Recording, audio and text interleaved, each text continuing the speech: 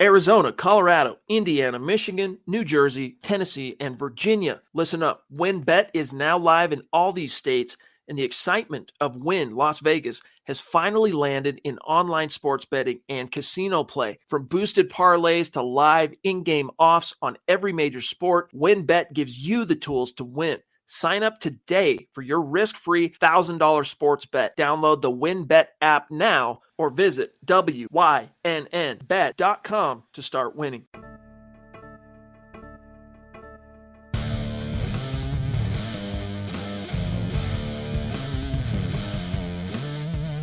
You're listening to Mile High Insiders with Nick Kendell and Luke Patterson.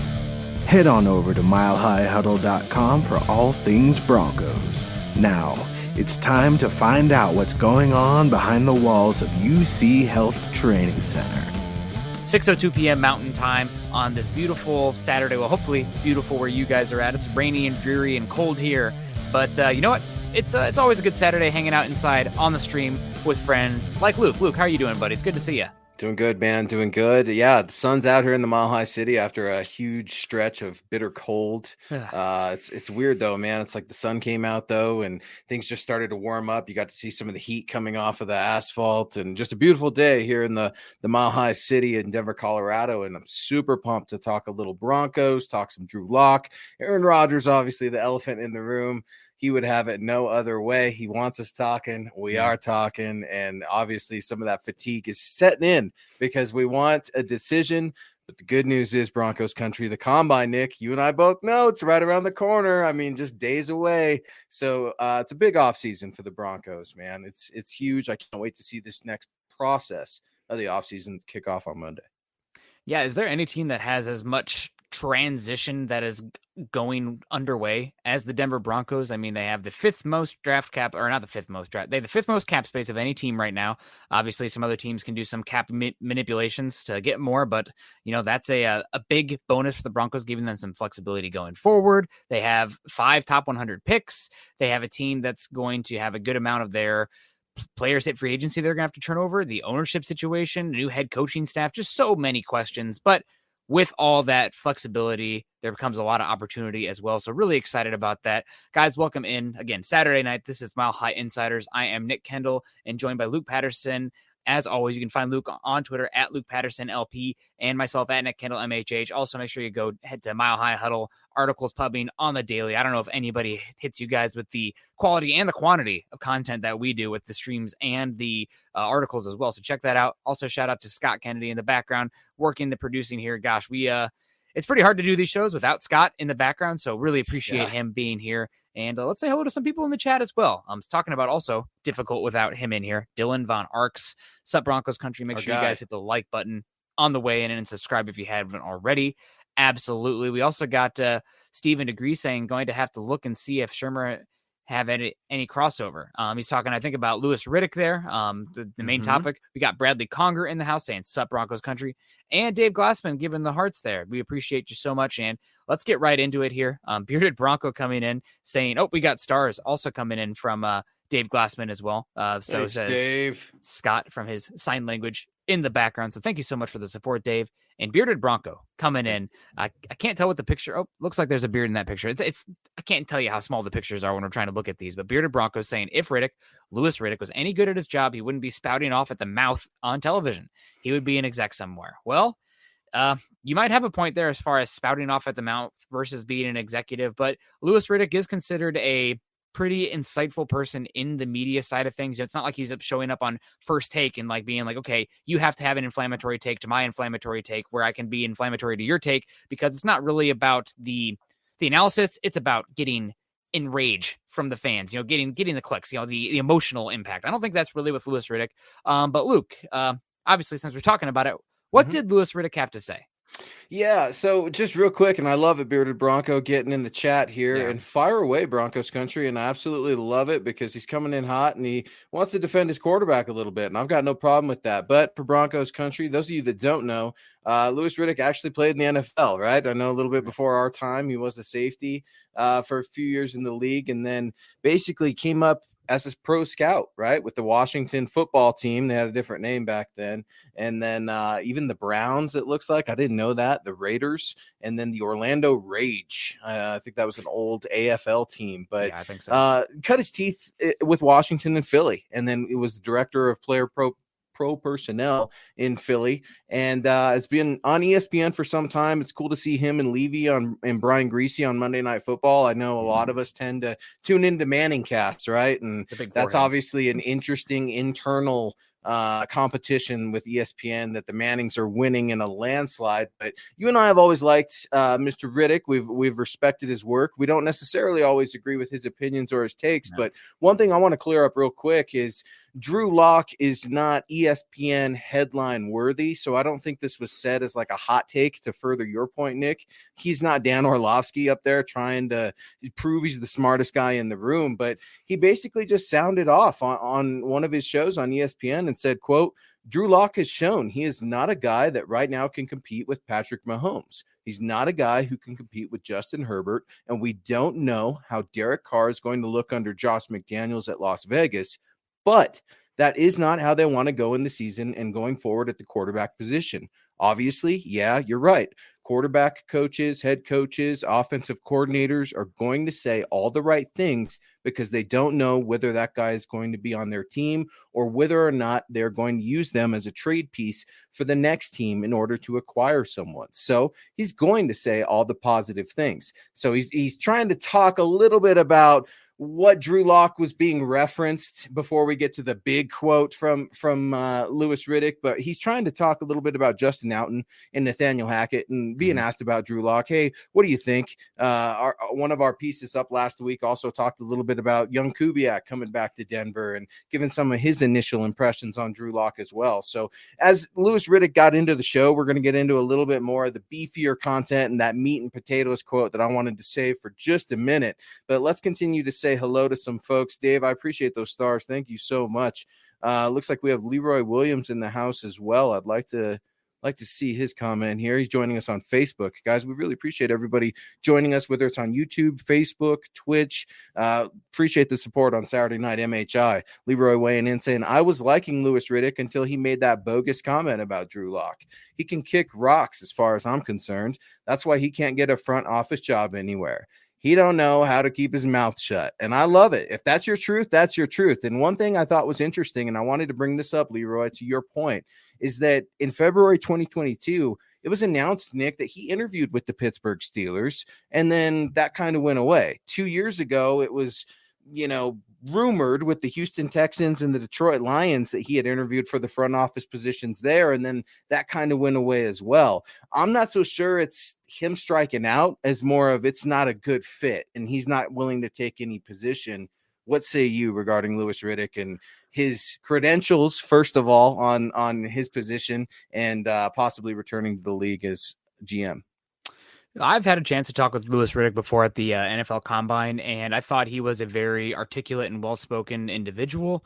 Can't speak to the individual interviews for all the places that he has interviewed. Who knows with those things, but he definitely has enough skins on the wall to say that he knows a thing or two about a thing or two. With that being said, this came on NFL Live, where it's a general NFL show, and as anybody in this community right now knows, you're never going to get the depth and the quality of the content on the specific team, the Denver Broncos, or any specific team, when you're looking at more of a wide scope perspective on a show like that. So Louis Riddick talking about Drew Lock, maybe you can't really go into next season. You don't want to bank on an outlier going into next season. Good points all around. But then he goes on to talk about the pass catchers. Yes, they're good there. He talks about the offensive line being good. They've been average at best. And then really sticking out to me, he says that the Broncos have had a good pass rush. Probably the second worst pass rush in football last year, only outdone by Scott's own Atlanta Falcons. So some of the things that he said, I'm kind of putting a pause in, but we're going to do a pause here real quick because we have Naj coming in. It's been a second, Naj. Thank you so much. Luke, go ahead. Thank you, brother. No, I was going to say, which you could find that article that Nick Kendell released. I'll plug it for you last week, a few days ago, last week. All the days are blending together. Chad, Zach, watch out on Huddle Up because MHI is coming for you in a big way with not only Nick all over the shows, but man, we're putting out a lot of written content at Mile High Huddle. Nick just put an article out there talking about that pass rush, revealing some key analytics on how the Broncos need to improve. But Naj, our guy, we appreciate you. $49.99 helps keep the lights on. Man, very humbling. Thank you so much. Hey, brothers, I've hoped that Drew Lock would be the answer and think the world of him, but he has had opportunities last year and didn't do enough.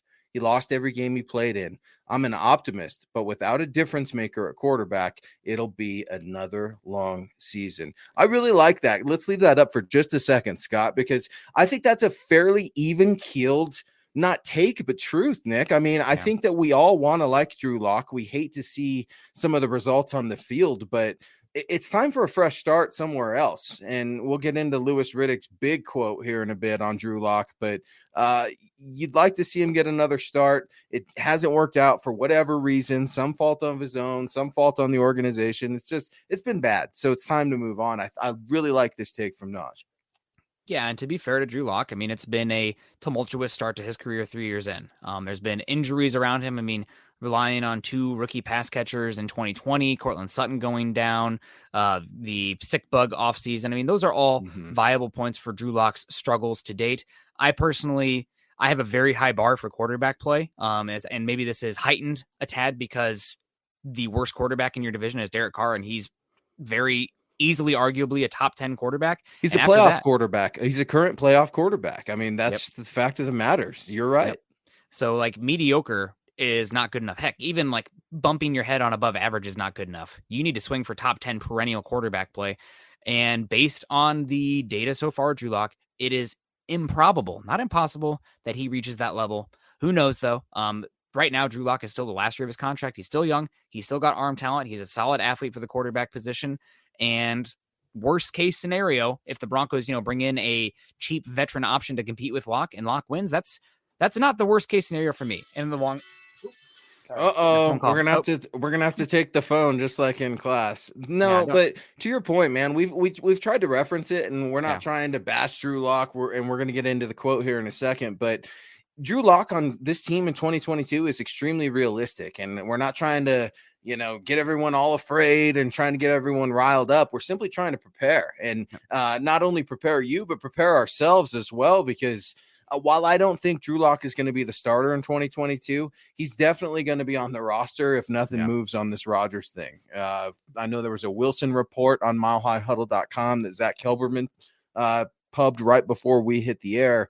So go check that out. But guys, it's just for me, unless you trade for another quarterback, and even if you do, Drew Lock could still be on this team. He is not overly coveted by any NFL teams that I know. I think he would get another shot. Absolutely. But are teams going to spend capital to trade for Drew Lock? The answer is no.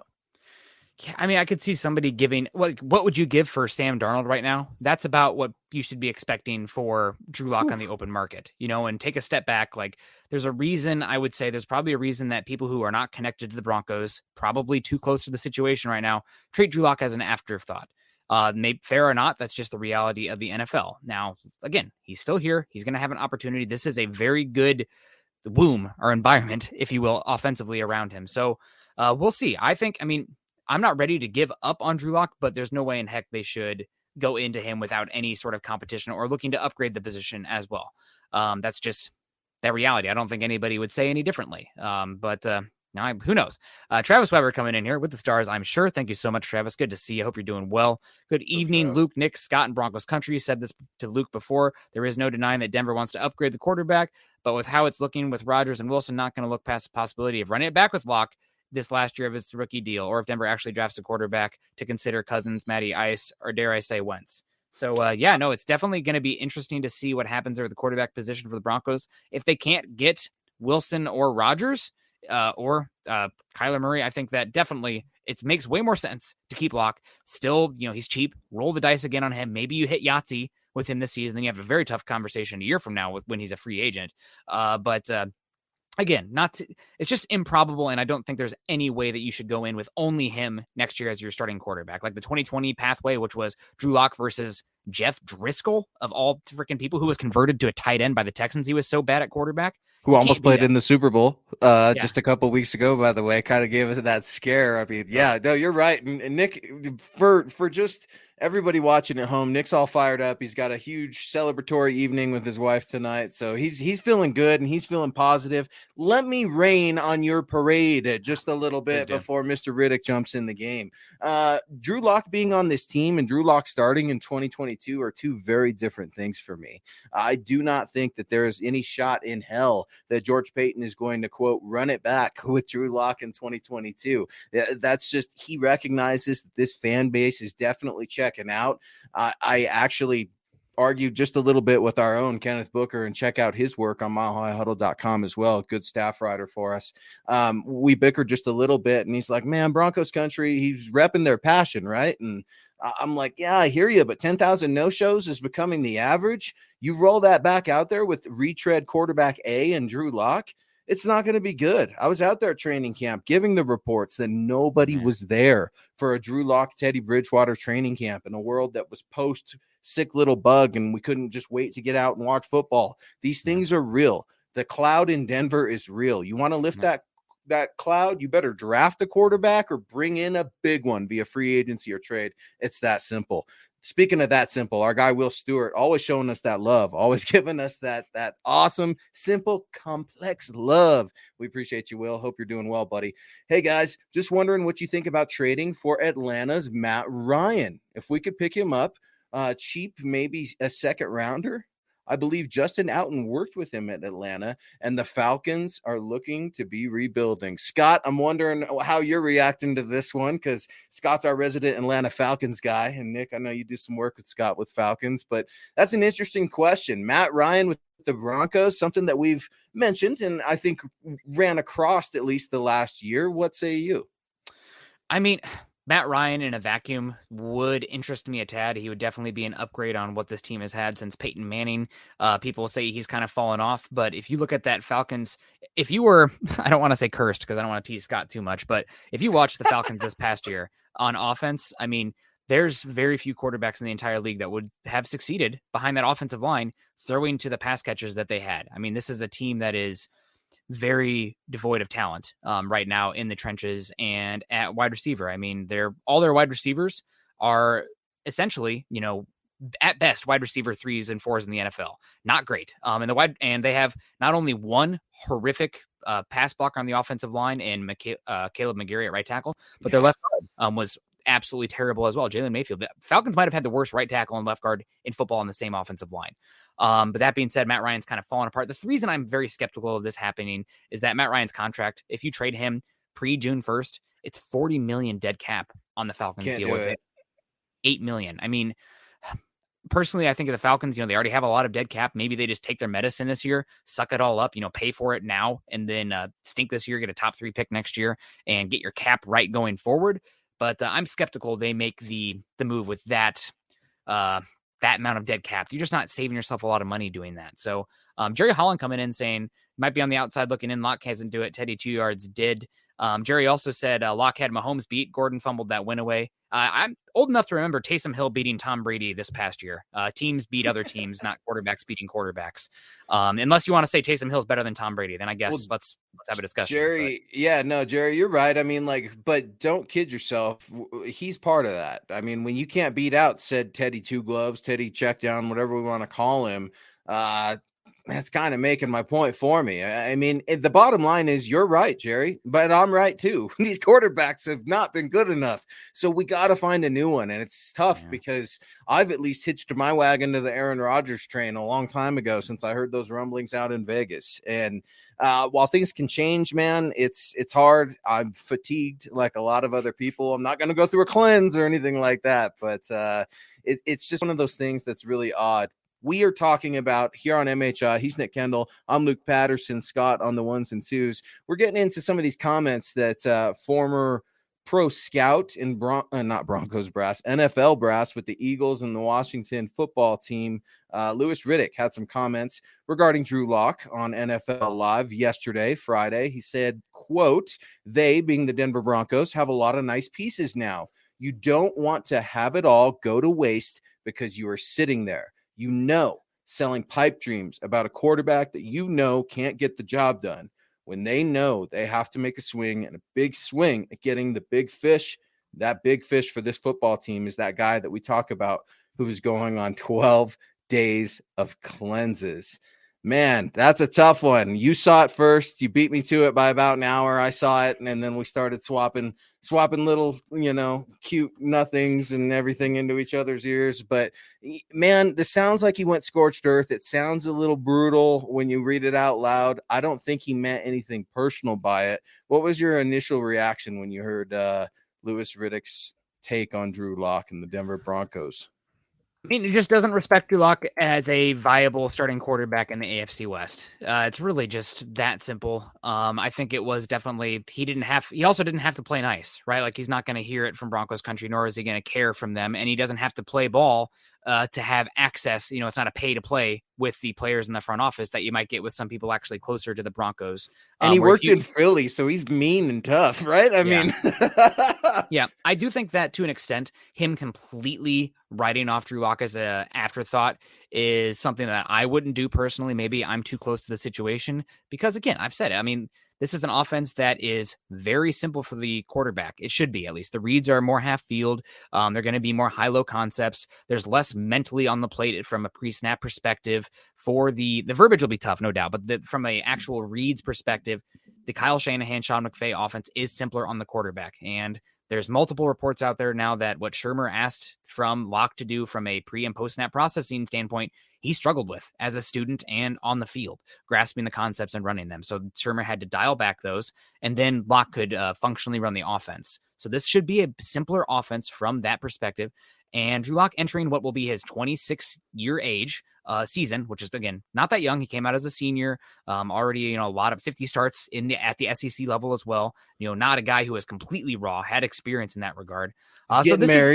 Getting married. I mean, he's entering that point in his life. So this is a big season. I just think that, again, Lewis doesn't give a hoot if Broncos country is mad at him. But I think completely writing off Lock to the extent that he did is, I don't want to say it's BS, but it's just, he doesn't have to worry about it. And for me also, I mean, the point on the head is, like, you don't want to bet on an outlier. The Broncos shouldn't be betting on Drew Lock, but they also don't want to badmouth him because he still could be here. Very true. Very right. I mean, Lock is here. He's cheap. And if you lose out on Aaron Rodgers / Russell Wilson, let's say they're even available, then keeping Lock and having him compete and earn, all caps earn, the starting quarterback spot this offseason versus an Andy Dalton or a Tyrod Taylor. It's milquetoast. It's gross. I get that. But there are worse situations to be in as a team. It gives you flexibility going forward, and you're not marrying yourself to somebody who's not an ideal long-term option. You're not desperate marrying the person who's the last person at the bar when closing time calls. That's what I think taking a quarterback in the top 10 of this draft would be.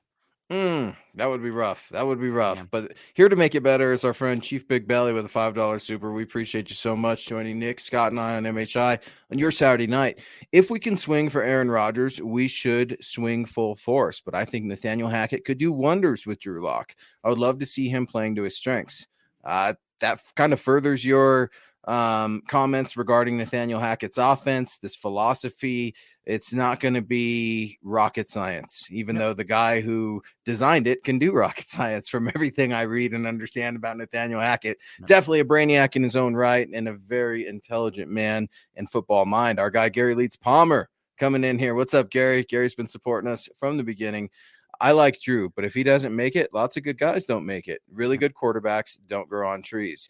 You're exactly right, Gary. And there's something to be said for making it to the NFL as well, especially as a second-round quarterback. It's easy for you and I to scoff at it, and we do it with our respective roles. But it is not personal. Like I've said on this show last week, you've said it. Drew Lock's a good guy. We all are rooting for Drew. He comes from a good family. He works hard. He cares. He's not Paxton Lynch getting cut and whatever that was in Canada, and then the new football league and all this craziness. That's not Drew, man. It's just he hasn't had the right circumstances, and he hasn't necessarily performed to his level that I initially thought he could. That's why I had a first-round grade on him. So I understand it, and I think that's a good thing, Gary. Like, look, lots of good guys don't make it in the league, man. Lots of good guys don't make it to the league. Drew Lock, he's made it to the league. I think another team will take a chance. Michael Ronquillo coming in here. Good evening, Nick and Luke. Good evening, Michael from Arizona. Our guy Steve showing some support and some love. Appreciate you so much. And we're rocking and rolling here on MHI. Joe is in the house with a $20 super. Appreciate you. Did you guys see the clip of Nathaniel Hackett explaining the shallow cross play? I know it's simple, but seeing his energy and mannerisms was awesome. Tugalicious. I get why he would be fun to play for. Hope we have our franchise head coach. It would be great, but you know what? If the Broncos don't figure out the quarterback position, he's going to be one of the long names of guys who was here, had a shot, didn't get it together. And unfortunately, the stakes are heightened and tougher because the bar is higher in the AFC West than any other division in football. I mean, if there was a redraft of all the quarterbacks available in the league right now, the first, or every single player, forget quarterbacks, available in the league right now, the first two guys off the board, you could argue, would be Patrick Mahomes and Justin Herbert. That's how tough the road is for the Broncos going forward. And that unfortunately means even above average isn't going to cut it. You need to find yourself a perennial top 10 quarterback, or you're going to be what the Raiders were, what the Raiders were during the Manning years, what the Chiefs were during the Alex Smith years, is like as your best case scenario, which it sucks. It sucks. I mean, nobody wants to hear that. But that's the bar in the AFC West going forward. It is so hard to clear. Yeah, the energy with Nathaniel Hackett is a big one. And I wrote about it on milehighhuddle.com a few days ago, maybe Tuesday. It's all these days, man, are running together. And energy was a big thing from that press conference, even with Justin Outen and Coach Evero and Coach Stukes.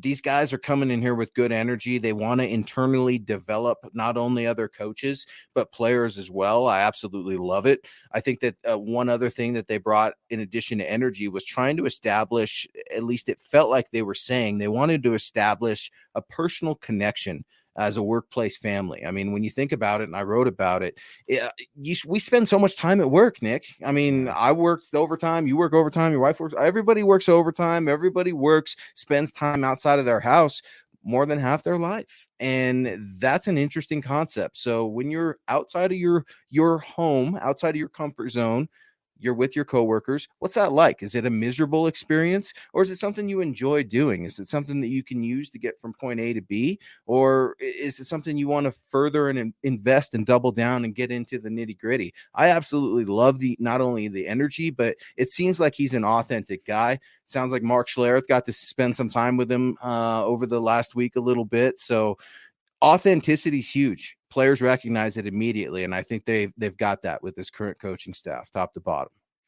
Yeah, authenticity, fresh perspective. It definitely could work out great because it seems like they're coming at it from a different approach than almost every team, in the league for years. But we'll see, right? The proof will be in the pudding, and we'll see it over time if it works or not. Peter Middleton coming in saying the Broncos didn't sign Patrick and Sutton just to tank this year. Broncos are going to trade for someone. Even Cousins is much better than what they had last year. Clint Kubiak link is there, and I can see it happening. I mean, I think that a lot of teams understand, especially seeing Matt Stafford always never won a playoff game. He's been terrible in Detroit. Why would you trade for him? Trade him one season and he goes on and wins the Super Bowl. Tom Brady looks like he's regressing. The offense is faltering around him in New England, goes to Tampa Bay 1 year later, wins the Super Bowl. I mean, it's just these teams that have these great franchise quarterbacks probably are going to think once or twice before giving these guys up. And I wouldn't be shocked in the slightest if Russell Wilson, if Aaron Rodgers, if Kirk Cousins, if Kyler Murray are all back playing where they were last year, because if you don't have that quarterback, you're not doing bleep in the NFL. And those guys have their quarterbacks. They might not have the things around them right now. But the first question is, do you or do you not have the quarterback? From there, you proceed to, is the offensive line good enough? Is the pass rush good enough? So I could see some of these teams not tripping over themselves to give up their top 10 caliber quarterbacks. Peter, our guy, I think Good Morning in Cambodia, I think is what it is, right, Pete? And let me know if I got that right, man. One of our huge supporters and friends that supports us all over the world. Absolutely love it. Wanted to get to, it looks like Adventure Elena. I hope I'm pronouncing that correctly, no one can truly say that Drew Lock has had a legitimate shot. Last year was not a legitimate competition because Drew Lock won. The reason I'm bringing this up is not only because it's important to get a pulse of the people and open up the conversation to the chat line, but this is very popular, and this is a very dense argument for Drew Lock supporters. And I would say, while competition was a lot closer than it should have been for Teddy Bridgewater as a veteran quarterback, the fact of the matter is Vic Fangio wanted Teddy Bridgewater. And so it really doesn't matter who won training camp, who didn't win training camp. And I am going to hate if that's the case this next year with Drew Lock, and I got to go out there every single day for training camp and write up at the end of the day who won, Drew Lock or Marcus Mariota, who won, Drew Lock or retread C. That would be absolutely horrible, worst case scenario. So I do think Drew has got a fair shake, absolutely, in the sense of he's been put on the field. Anytime you're put on the field, that's a fair shake. Circumstances in the NFL are never ideal. And Drew Lock is a young player, but he's been in the league not one, not two, not three. I feel like LeBron, right, with the Miami thing, but he's not just a kid. He's a grown man. He's been in the league for a handful of years almost. It's time to either do it or don't. And I don't think Drew Lock has done it here in Denver. I think he would be better off elsewhere. Yeah, dating back to all day two quarterbacks all the way to the 2014 draft, Drew Lock has accumulated the second most starts of any quarterback out of those quarterbacks. Some of them have gotten 0 starts. So Drew Lock with 20 plus starts. What grade did you have on Drew coming out of the draft, Nick? What prediction I thought he was a day 2 grade or a round 2 grade, but okay. There's only typically 15 to 20 round 1 grades in a typical class. So I would have been fine with the Broncos trading back up into 32, 31, getting that 5th year option and taking the dice roll on him. I think overall it was a very good process to bring him in here because you don't know until you know, and you got to keep swinging. I am a fan of taking a quarterback. Heck, this might seem egregious in an overcommitment, but I would take a first round quarterback almost every year, every other year, and I wouldn't just discard that last guy as well. I would make them compete, let the best guy go and sell the surplus, because until you have the quarterback, it doesn't matter. And I don't think that, Drew Lock, did he get a fair shot? You make a good point. It's never going to be the best offensive line, the best play caller ever, the best set of weapons ever. And if he needs those to get a fair read on him or to be successful in the league, guess what? He's not going to be good enough to go year by year with Patrick Mahomes or Justin Herbert. Like, these are data points that we have. So it stinks. It's not fair, but that's kind of the league. It's never going to be fair because there's a salary cap. There's all these other teams that are trying to win as well. So I had a first round grade on him. I loved him coming out of Missouri, and Nick, who was there at his pro day. I mean, here we go. MHI, man. We're the most traveled podcast crew. Scott was down in Mobile. I was out in Vegas. You've hit the combine before. You were at Drew Lock's pro day. I mean, this is what we do here on MHI. It's why we're called MHI, guys. Be sure to get on over to huddleuppod.com. Grab yourself a hat or a shirt. Let's get on over to our guy, Miguel. Miguel saying, "What's up, fellas? I'm so ready to hear some news on free agency and get the ball rolling before the draft." And I think Broncos country is in general. They saw George Paton, in my opinion, hit a home run last year, quarterback conversation aside, if you'll allow me that, right? But man, George Paton in year 2 with a coaching staff that has a pulse, sign me up. Yeah, absolutely. Absolutely. We got also Phil McLaughlin coming in here. Thank you so much for the support, Phil. Thank you everybody who's coming in and has been supporting us so far today. We got Travis Weber coming in. Show the love, throw up the like, stars, share, subscribe. Go Broncos, go MHH. Thank you so much, Travis. Naj coming back in well. Thank you so much, Naj. It's good to see you.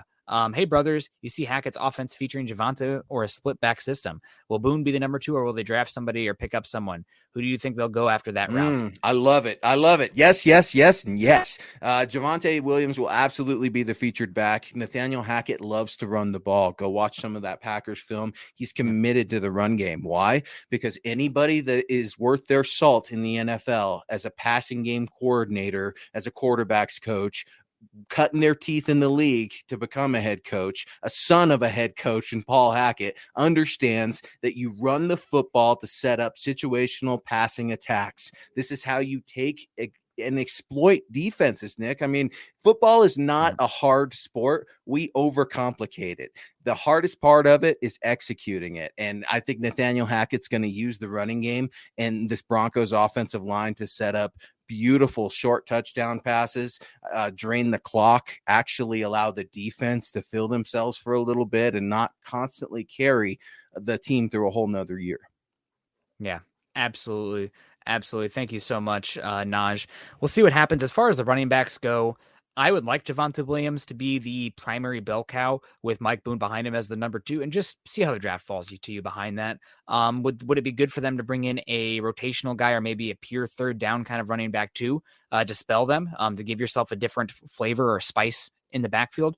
Sure. No doubt about it. But overall, I think you're looking day 3 of the draft, rounds 4 through 7. If you can bring somebody who can be cheap in there, help, give yourself somebody who doesn't have a lot of carries that might be a better zone fit, whether you want to double down on the body type and workload ability that Williams has. So that way, if he gets injured, which is a possibility, Broncos didn't get an big injury last year in the running back position, which is not normal for the NFL side of things. So maybe you want to get another guy like that. I actually was pretty impressed with what Boone showed in a limited sample size. He's also coming from Minnesota, so he should know the wide zone and the landmarks that it takes to run that.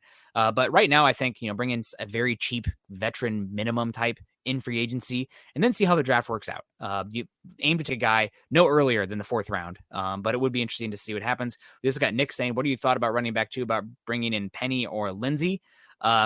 Rashad Penny, I think he's actually going to get a pretty good contract. He has not been able to stay healthy, but when he has been healthy, he's been incredibly dynamic.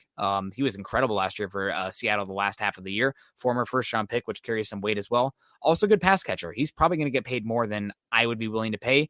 Philip Lindsay coming back, I guess it's possible. My guess is that there is some not great feelings between Lindsay and the Broncos brass, moving on from one. I guess it was a sign of respect not keeping him on that the exclusive right or the restricted free agent tag, letting him go pursue a different deal. But unfortunately for Lindsay, he got rode to heck during his time at Colorado. He's older for the position as well. So, and if he thinks that, hey, Lindsay, here's a veteran minimum contract if you want to come back to Denver. If he doesn't want to do that because he feels like that's a slight to him, I'm probably looking elsewhere. Yeah, and I wrote about it last week on milehighhuddle.com as a potential free agent return piece where former Broncos could be coming back in a way. And Malik Jackson was the only real one out of the 5 that I would really like back, considering he's actually played pretty well for Cleveland and for his age. But Philip Lindsay, the size limitations, I think sometimes the ego, that's not going to make me the most popular guy, but hey, it is what it is. Well, once you give Javonte Williams the bone, you give the big dog the bone, you can't take that bone back and give it to a smaller dog that used to be in that doghouse. It doesn't work that way. I wish in a better time that Javonte Williams and Phil could have played together, because the way that Javonte Williams runs the ball is the way Royce Freeman should have been. I mean, like, that's the same body type, different runners, but it's just like, man, that what could have been. That's tough. Lindsay was a tough breakup for Broncos country, and to see him bounce to Houston and then Miami, and now we're not quite sure where he's going to go. Let's get to Rohit. I hope I'm pronouncing that correctly. Please correct me if I'm not. Saying, hey guys, I'm a huge fan of the show. I've been watching for years. Thank you very much. My question is, if we have under $50 million in cap space, can we afford Aaron Rodgers? I'm hearing he wants a $50 million a year type deal. Very good question. Thanks for hitting us live stream. Appreciate the love. Yeah, the thing that you need to know about the cap space is that it is make-believe to an extent. A lot of these teams there's movable cap space every year where you can put in voidable years down the line. You can convert salary cap to bonuses that you pay down the line as well. So if the Broncos want to fit Aaron Rodgers in here for $50 million a year, they can do it. Heck, they could even bring in Devontae Adams, paying him $30 million a year, and put it on the credit card. And that's always, it eventually will come back to bite you, but also it's kind of like, I'm going to totally speak out of ignorance here on this one, but I'm using an analogy. I'm probably totally terrible on this one. It's kind of like the national debt. It just keeps getting bigger and bigger, but you keep borrowing on the interest and paying it forward, and it's going to get bigger and bigger, your assets down the line. So really, you're never at a true deficit because the cap space is going to keep exploding. You're going to have more room in the future because you are just kicking the can, but you're going to have more room in the future. So there's some economist out there right now that is absolutely screaming at their phone, listening to the podcast like, Nick, you idiot. I do not know much about the economy. Crypto also, different language to me. But that's kind of my perspective on it. If you want to make $50 million for Aaron Rodgers, and you're going to be against the cap space, you can do it. These contracts are movable. The cap space is movable. You can create room if you need to. I went to my tax attorney today and I gave him my paperwork from like Robinhood with my crypto, and he just laughed at me. So I was just like, oh man, how dare you? First of all, how dare you? So yeah, no, I hear you. Cap space, guys, don't be afraid of that one. Nick's right. It's going up every year. So you get these capologists and these guys and gals that are really great at crunching numbers, and they can continually rework deals. You would be shocked and amazed, just like we all are, when deals tend to get done when people are like, no, this deal can never get done. Look at the cap space. Look at the guaranteed. Look at this. Look at that. They get done. If the Packers want to get it done, they'll get it done. For me, that's a really good question, Rohit. The Aaron Rodgers thing with the money, while I think he's going to get another contract wherever he goes, and I still think that will be the Denver Broncos, it's not about money for me with Aaron Rodgers. This is the ego thing. This is the power thing. And for better or worse, I'm not here to comment on it. I don't care. I want winning football, and that's Aaron Rodgers in this town. So you just gotta be patient. I know free agency is so close. The draft is so close, but Broncos country, the best thing is your new staff led by Nathaniel Hackett will be in Indianapolis next week with George Payton. First look as the Broncos really fly to an event together, a monumental event. This is a first page in the new chapter that is George Payton and Nathaniel Hackett. Yeah, absolutely. Peter coming in from Cambodia. Good morning to you, Peter. Hopefully your coffee is starting to get a little cool down so you can take a couple sips. What positions do you guys think the Broncos go after in free agency? I think it's going to be pretty quiet free agency for the Broncos as they hope for a big trade. Personally, I am a big proponent of the Broncos filling out some big holes on the on their roster, on their 2 deep, but especially on the their starters on the 11. So that way you go into the draft as holistically as possible. You don't want to go into the draft where you have like, if I don't take position X, I can't field the starting unit that will kill me out there. The Broncos did that in 2017. They got lucky, I guess, to an extent that Garrett Bowles fell to them at 20. But that's just a terrible position to put yourself in. It also puts you in a position where you can't take advantage of value. Let's say a guy that's top 5 on your board falls to you at 9. Let's say it's Kyle Hamilton. You love Kyle Hamilton, best player, the number 1 guy on your board. But if you don't take a tackle, you're putting Quinn Bailey there at right tackle. So you have to take the tackle. It's like, you can't do that. It's just a terrible job by the front office to do that. I don't think Peyton will do that. So a long way to get here. What positions the Broncos have to fill in before they get to the draft? Probably you need to bring in one off-ball linebacker to pair next to Baron Browning. I like Jonas Griffith. I like Baron Browning a lot. I'll let those 2 guys compete next year for whichever starter I bring back or which starter I bring in. I would be okay bringing in Josie Jewell. Devondre Campbell really intrigues me as well for a scheme fit. He was incredible with the Packers last year in this exact, or what we think is going to be the defense for the Broncos. And the other one is right tackle. I'd be fine paying Bobby Massey a 1-year deal and just being like, look, if the best player on the board is a tackle at 9, hallelujah. But if it's not, we don't have to take one in the first 3 rounds if the board and the talent doesn't dictate that draft slot. So again, it's always about plugging those holes in free agency so you can take the best talent available in the draft. What do you think about Anthony Barr as an outside linebacker, former Minnesota Viking, maybe on a cheap deal? You bring a little bit of age, bring definitely a lot of reps. Don't know how much tread is left on the tire, but maybe a veteran linebacker that the Broncos are looking for, something like maybe along the lines of a Todd Davis, a serviceable veteran linebacker that's going to be cheap, I think would be best. Linebacker has got to be addressed. I think cornerback, you're still going to see them go after a corner, maybe both free agency and the NFL draft, because you have got to continually supplement that position. It's going to be interesting to tell. Pete's also coming right back here with nose tackle is one position that I see. And Nick, I know you're just dying to see how Coach Evero's defense is going to be, especially on that defensive line. So maybe we'll get a hint of that with some of the free agents or the draft prospects as this process moves forward.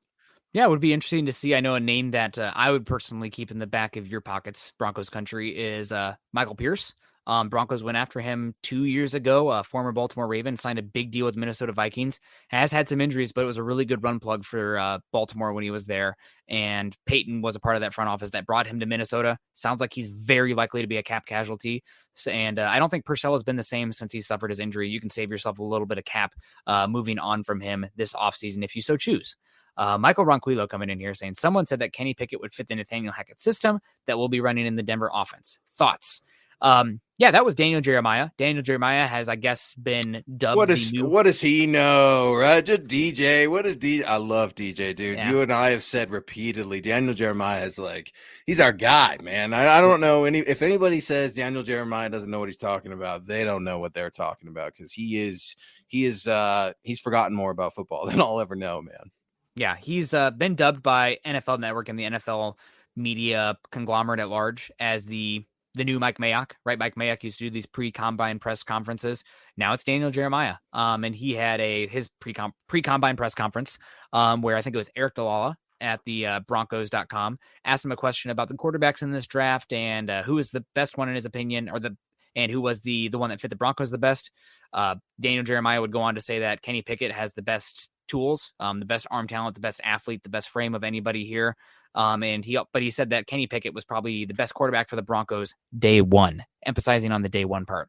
Kenny Pickett's got good precision, goes through his progressions pretty well, and doesn't have a great arm, not a incredible athlete, but a safe quarterback that could run the offense day one. We'll see how that plays out. I'm not the biggest Kenny Pickett guy. He's the oldest quarterback in the class. He'll be 24 as a rookie, which is not great. He also has historically small hands for the quarterback position, and Pro Football Focus had him with 38 fumbles over his career at Pittsburgh, which is an insane number. College football doesn't do a good job with like really verified statistics like that, so I saw different numbers elsewhere, but 38 from Pro Football Focus, which is scary. And he sounds a lot like Teddy Bridgewater. I think you want to spend 9th overall pick on Teddy Bridgewater? That's no thanks to Kenny Pickett for me. Well, and here's the thing, and I see it in the chat, and I see Broncos country fighting amongst themselves. A good debate, a spirited debate, and I love a good spirited debate. So keep on it. Let it go. Let it free. Let it breathe. Let your soul glow. But no, one of those things, man, where college football and the NFL they might as well be two different sports. They are so vastly different. And I know you're a huge college football guy. I'm an NFL draft analyst, and I'm not a college football guy. I loosely follow, throughout the season, but when I've got you as a partner, I don't have to, I'm in the know. I know what's going to happen. I just need to get you to help me cover those spreads a little bit. Speaking about covering the spread, we got a Chiefs fan in the house, Teddy, with a $4.99 super. Appreciate your support. I would say welcome, but you are a Chiefs fan. We appreciate your support here on MHI, Teddy. Welcome. Not trying to clown you guys, but why are you still trying to show love to Drew Lock? Clearly, no more than a backup. This isn't Teddy Bridgewater, isn't it? Teddy Bridgewater doesn't have a burner on MHI. Yeah, I don't think so. But Teddy, hey man, hope you're doing well, and congrats on the future big contract you're probably going to get from somebody that's not Denver. Chiefs fan here, but we'll see.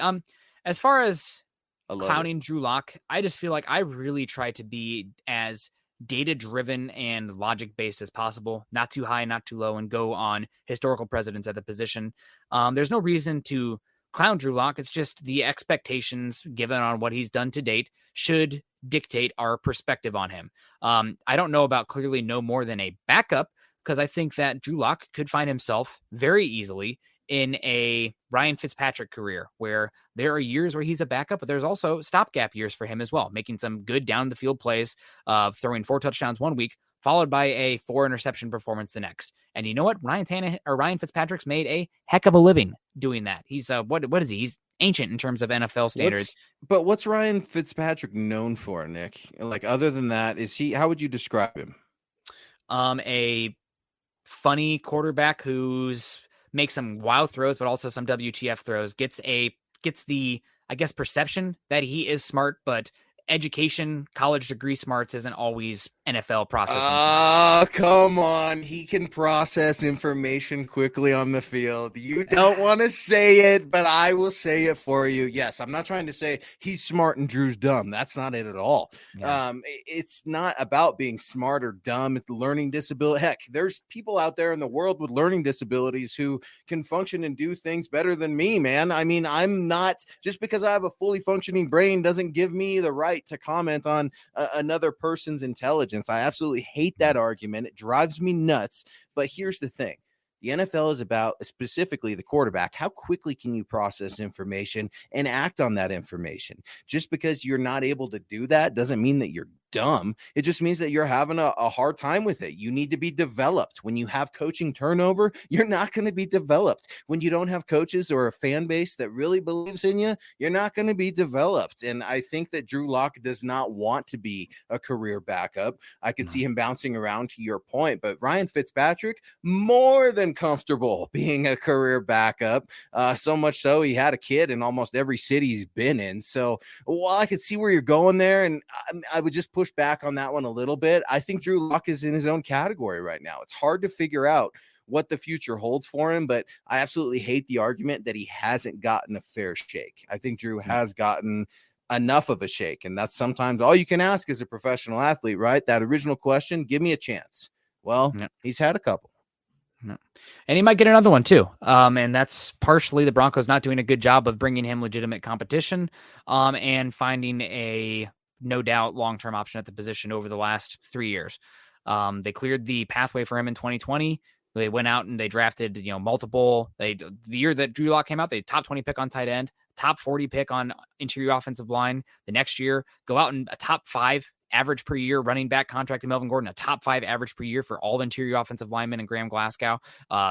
Top 40 picks at wide receiver in KJ Hamler and Jerry Jeudy, top 50, excuse me, and another top 100 pick at center position. The Broncos have thrown resources at the offensive on the offensive side of the ball. There's a reason that we're all talking about these defensive prospects, because the Broncos don't have a lot of draft developed defensive players, especially in that front seven, because they went so hard at the offense to give Locke the best chance possible. We can argue about Shermer till the cows come home. He's never going to be perfect. But he's, it's unfortunate, but right now we're still hoping to find the option because we don't know right now. Travis Weber is saying, I know we need an edge rusher, defensive line, or offensive line. We really need to address the defensive back situation with the quarterbacks in our division. 100%. Broncos are losing 3 of their top 6 snap earners in the defensive backfield from last year. Evero, I think is how you pronounce the name, is coming from the Rams, who ran the 3rd highest rate of 6+ defensive back defenses in football last year. A lot of different safety defenses as well. And right now we have a pretty massive unknown in Caden Stearns as our safety number 2. Maybe you want to bring in another safety to compete with him, because Caden Stearns is very viable as a slot and dime backer as well. So some versatility there. And then your slot position, I mean, you're losing all of your top slot players.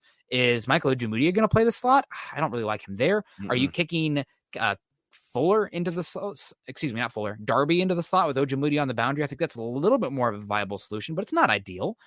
So definitely defensive back is way up there, and there's some safeties and cornerbacks day 2 that we need to look. My guy Colin, Iowa guy, slams Harvard. I saw that. I had to go back and look for it. Colin, my guy, I absolutely love it. That's right, man. I'm about to slam Northwestern too. Trevor Simeon, very smart guy. But that's my guy too. That doesn't always translate to the field. And I think Ryan Fitzpatrick's very smart, but there's a difference between processing on the field and being a book smart. There's different. When my guy Cecil called him a slappy, and then he had to go see him I'm like, dude, how are you gonna do my guy Trev like that? But you're right, man. I mean, like, just because you got the book smarts doesn't mean that you can process information. Just because you're got the street smarts doesn't mean you're gonna process information. You've got to have not only the mind and the ambition to be a quarterback in the NFL. It's quickness too. You can be brilliant as far as retaining information, but when the bullets are flying, it's a different type. You got to go what's your what's the lizard brain in you say? The fight or flight. Like Joe Burrow, guys are flying around him. Most quarterbacks freak the bleep out when they're getting hit like that. Joe Burrow's like, I don't care. Keep hitting me. I'm going to come back up. Not every guy can do that. It's different. It's Allen counting cards from The Hangover, right? With the numbers and stuff just going. It's these guys see things differently. It's like the Matrix, right? They just see numbers. And when you've got a quarterback that can do it, it's so apparent. And when you don't have one, you're the Denver Broncos. It's Luke Patterson, Nick Kendell. We're starting to wrap up our show. Scott Kennedy on the 1s and 2s.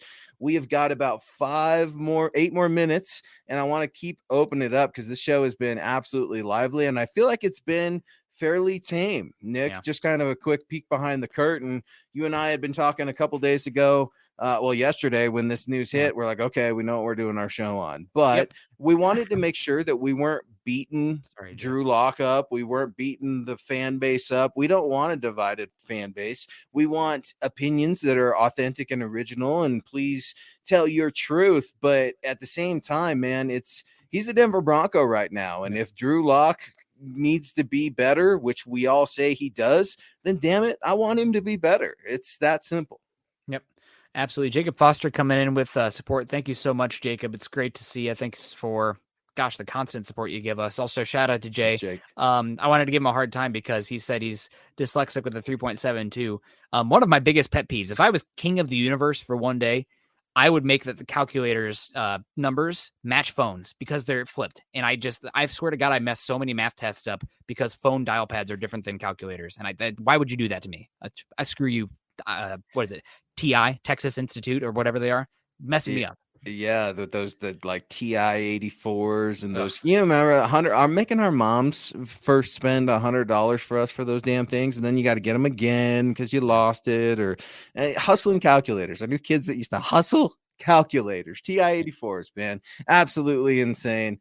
Here we go. I wanted to get to this one from Pete real Texas quick. Instruments. And our guy Kevin Peterson, I see you, Kevin. Thanks for making the live show on your Saturday night. Where do you guys see Teddy?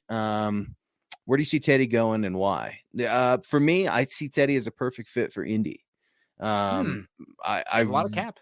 I really do. I 1 year, 2 year deal with Indy and try to see what they want to do there. New Orleans obviously has made a ton of sense. Indy for me though is the top dog for Teddy Bridgewater right now. I think it makes too much sense not to have it. Yeah, they do make a heck of a lot of sense. That's a team that would be a good get for them. I'm curious if a team like the Seahawks or the Packers do move on from their quarterbacks to bring in Teddy Bridgewater as like a 1 to 2 year stopgap while you could peruse the market and try to look for an upgrade. That makes a lot of sense. A team that wants to be built through their defense in the run game, maybe a team like the Steelers as well. And I will say, people are like, oh, how could you pay Teddy 15, 20 million a year? I think I'd rather do that than do the same for Jimmy Garoppolo while also giving up multiple top 100 picks. Personally, that's just me speaking. But Teddy, what was it? Teddy was the 18th ranked quarterback according to Greg Rosenthal last year. Yeah, last week we did it on these very airwaves, man, and we went through the debate. Teddy has got so much ammo at that negotiating table to make his case to be paid like a starting quarterback. Yeah. So we'll see what happens there with Teddy, but again, anybody who's looking to spend huge money on him, I think is making a mistake. If you're looking for a stopgap for 1 to 2 years that gives you some flexibility, that's the path for Teddy going forward, in my opinion. Speaking of Teddy, coming back in, how much would be willing to give up for Russ Rodgers if Rodgers stays, retires, goes elsewhere? Everything. I really like everything. I really like Russell Wilson. I will say that some of the data surrounding his play is somewhat concerning for me for the Nathaniel Hackett offense because so much of it is predicated on low hit rate passes. Russell Wilson, because of his height, unfortunately, the under center middle of the field pass game has never been his bag. You can look at his heat chart compared to almost every other quarterback. It's vastly different than other quarterbacks. So that concerns me a bit as far as the Nathaniel Hackett offense. With that being said, the Seahawks last year brought in a San Francisco Kyle Shanahan disciple to implement that offense. So Russell would have to at least know what this offense looks like, but it's going to be a mishmash of what a quarterback like Russell does and what Hackett wants to do. How much would I give up? 2 first-round picks plus a conditional pick for 2024 that could end up being a first-round pick depending on the Broncos team's success. I'd give up the exact same I'm willing to give up Rodgers, man. It was just basically anything. So that's those 2 first rounders, a premium player like Jerry Jeudy or a Noah Fant, and maybe you talk me into one more pick, but you got to give me like some junk back, like a 6th rounder or something like that. I love Russ. I love it. And here's the thing too. I think Russ has got a weird, cheesy, quirky personality that I don't necessarily gravitate towards. But I don't care. The dude knows football. He's a Super Bowl winning quarterback. He is a franchise quarterback. I want him at all costs, just like the Aaron Rodgers stuff. He's a weird dude, man. These guys do weird things.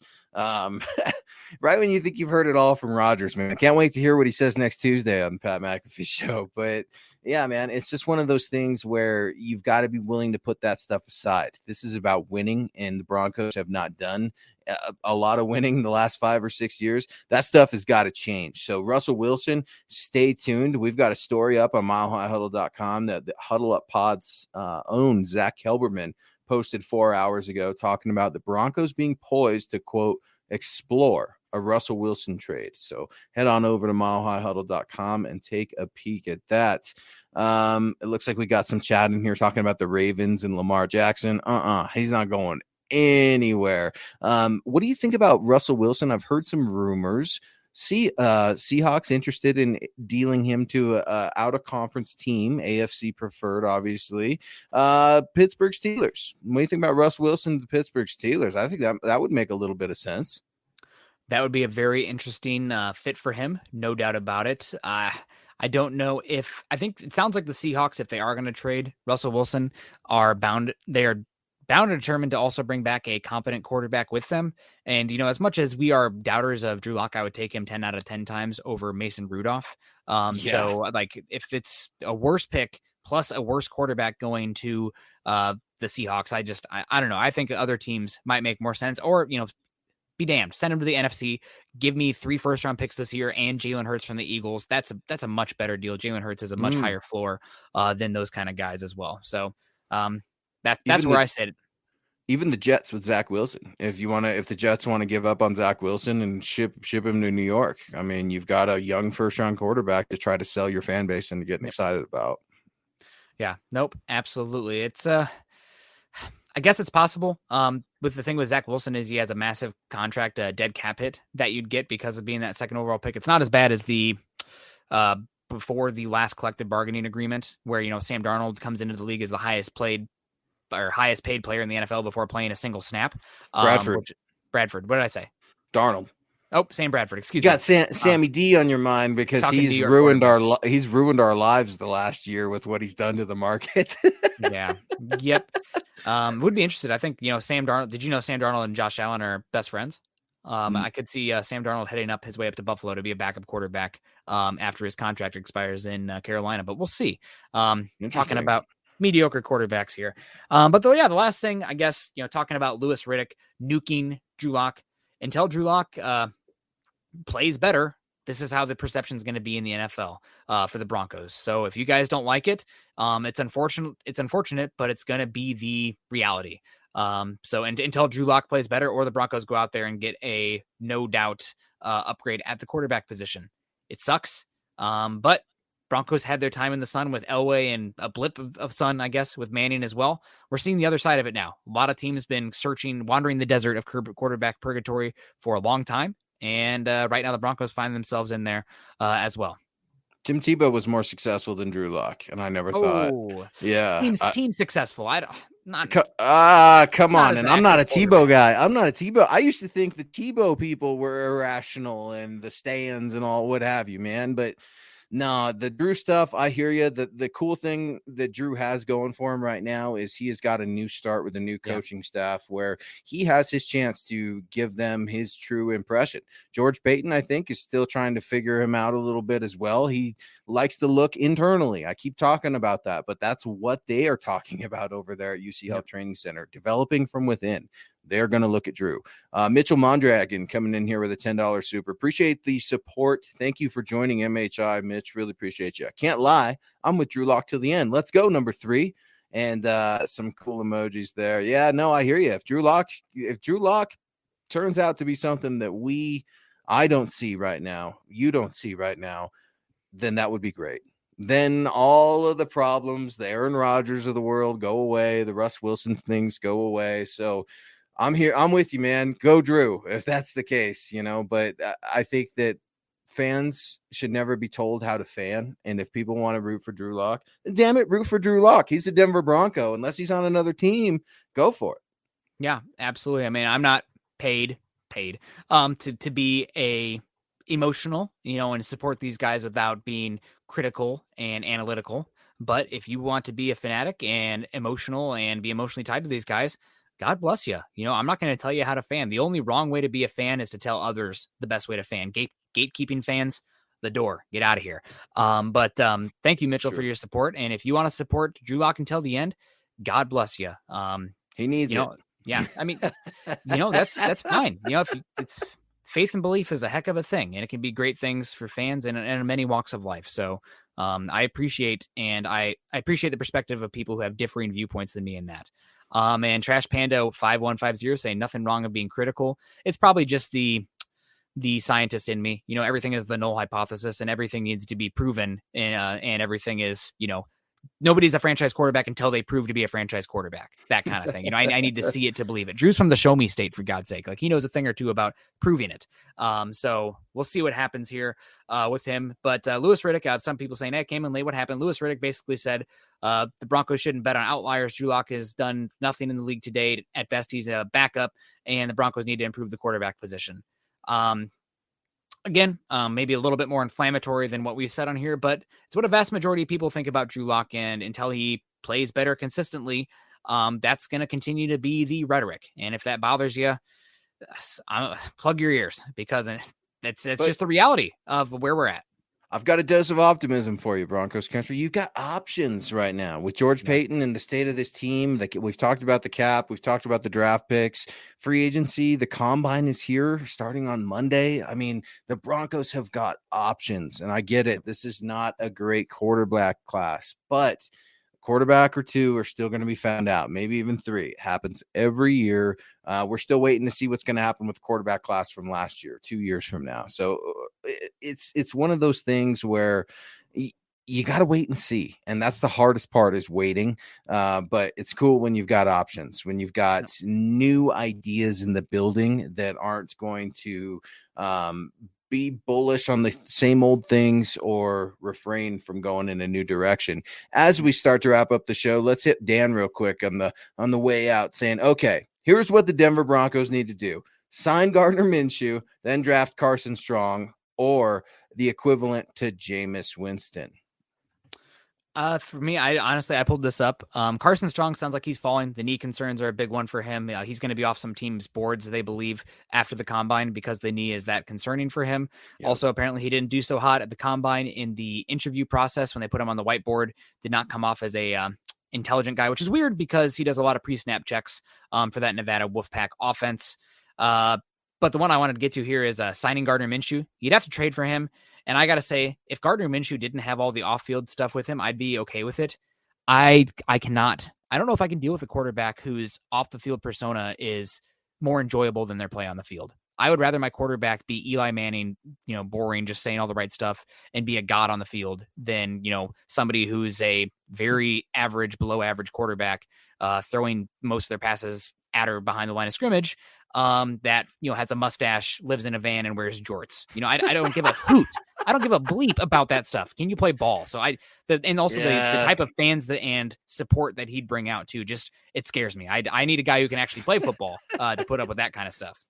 Not that he can't, it's just starting quarterback level. If you're going to have a shtick, you better be a winning quarterback. Aaron Rodgers is able to have all his weird shticks and quirks because he's a back-to-back MVP and a Super Bowl winning quarterback. So do better. That's interesting, man. I love it. That's the way I like the way you described it. His off the field ego and personality surpasses his on the field play. Can't have it. Yeah, you can't have it, especially when you're trying to get a new ownership in here, new management, new coaching staff. You're trying to build identity, for crying out loud. Man, it's insane. John Clay is coming in with a $20 super. Thank you very much for the support, John, saying, good evening, gentlemen. I'm getting on late, and I'm really beginning to drink the Malik Willis Kool-Aid. I think if you want to be big, we have to risk big. What are your thoughts? I absolutely love it. Todd McShay first connected Malik Willis to the Denver Broncos. What was that, Nick, in December on his way too early mock draft, or maybe it was the early January, and I wrote about it on MileHighHuddle.com, but I like Malik Willis. There's so much curiosity and intrigue there, but do you love him? That's what you've got to ask yourself if you're George Paton. The more time that goes on, I love it even more, just like you, John. Scott got to see him down at the Senior Bowl where he increased his stock for sure, but there is a reason that experts are saying, watch out. Maybe only one quarterback will be drafted. And here's some film footage of Malik Willis at the Reese's Senior Bowl 2022, absolutely putting on a show. From everything I could understand, it sounded like he was throwing with such strength and velocity, he even needed to take something off of some of his balls at certain points, Nick. Yeah, I mean, he's going to be 23 years old, so he's a little bit older for how raw he is in the skill set department for the quarterback. Hasn't been trained up like a lot of these other quarterbacks as far as the footwork drill. Might take him a little bit of time to get everything from the pre-snap. Honestly, I give him the Trey Lance treatment where the first year, break in case of emergency, but I don't want to see him because I don't want him to just rely on his athleticism. I want him to rely on his processing and brain, and then in a worst case scenario, break out that athleticism. With that said, the tape is erratic, no doubt about it, but the tools are incredible. It's going to come down to the intangibles, the competitiveness, the intelligence, the not only want to be great, the need to be great. You have to have that at the quarterback position. Otherwise, you're just going to be one of the many guys who, no disrespect to him, but, get forgotten in history. So he's one that I would be considering him in the top 10, but it's going to come down to those intangibles and information that we simply won't have from where we sit, unfortunately. We will have more information on Monday. Yes, to the Indianapolis Combine is back, and there's no bubble or anything like that. I saw you and Scott talking about it the other morning, and that was a really good show. Go check out Broncos for Breakfast and Building the Broncos as well. Yeah, man, we're going to find out who the Broncos are at least talking to, who they like. It's going to be really, really interesting. Stay tuned to milehighhuddle.com. I had an article dropped there today. Nick has got an article that's released on there, at least one right now, and then he's got a few on deck, so stay tuned.